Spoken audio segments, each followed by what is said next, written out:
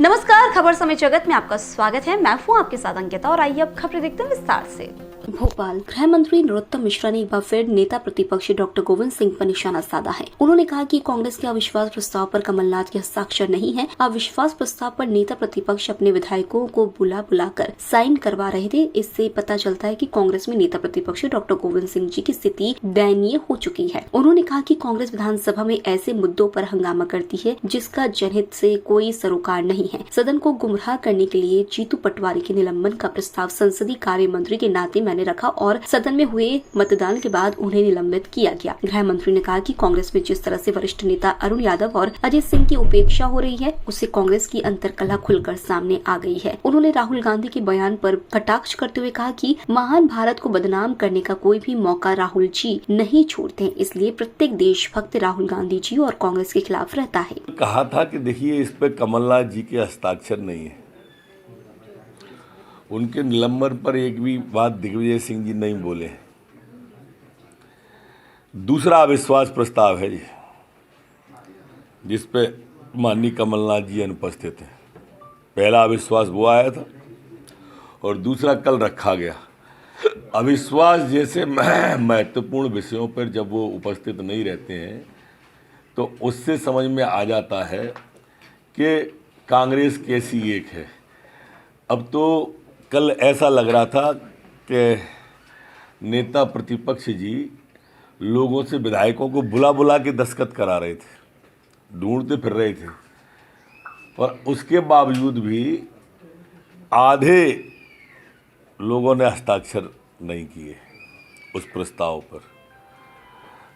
नेता प्रतिपक्ष की दयनीय स्थिति थी। मेरे मित्र हैं, वरिष्ठ नेता हैं, जैसे कह रहे हो कमलनाथ जी से, भाई तुम दस्तखत करोगे कि नहीं, और कमलनाथ जी कह रहे हो, जी काल्पनिक है, कमलनाथ जी कह रहे हो कि पहले उससे पूछ के आओ कि वो कार्यकारी अध्यक्ष कहना छोड़ेगा कि नहीं। कांग्रेस को हो सकती है। कमलनाथ जी कह रहे हैं कि शिवराज जी जो है वो कलाकार हैं, उनको मुंबई वो तो उनकी खुशी दिख रही थी कल, तो जैसा लग रहा था जैसे कोई उन्हें की मुराद पूरी हो गई, चेहरे पर झलक रहा था उनके। एक उनका बयान वो भी देखा मैंने, तानाशाही का, कि तानाशाह है। अब कैसे कैसे वाक्य बोल रहे हैं। इमरजेंसी के जो नायक खलनायक रहे कमलनाथ जी, वो हमको तानाशाह कह रहे हैं। ये भी अचंभे की बात है कि किस तरह से वो किसको कहते हैं। तानाशाही तो आपकी है जिसकी चक्की में कांग्रेस पिस रही है इस समय पूरी की पूरी। ये कांग्रेस की अंतरकलह है। वो सही कह रहे हैं, उन्हें मालूम है 2023 के परिणाम में कांग्रेस आने वाली है ही नहीं।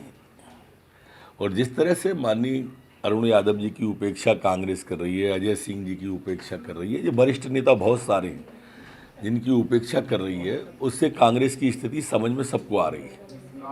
ये बात तो कमलनाथ जी ने कही थी, महान भारत को बदनाम भारत। भारत को बदनाम करने का राहुल जी ने कभी कोई मौका नहीं छोड़ा, और इसीलिए वो हमारे देश की विदेश की धरती पर जाके मखौल उड़ाते हैं। कभी भारतीय लोकतंत्र पर ये खतरा बताते हैं राहुल बाबा, कभी जैसा आपने कहा उसके पहले वैक्सीन पर उंगली उठा देते हैं, ये सेना पे उठा देते हैं, पुलवामा के शहीदों पर उठा देते हैं, चीन का गुणगान करते हैं।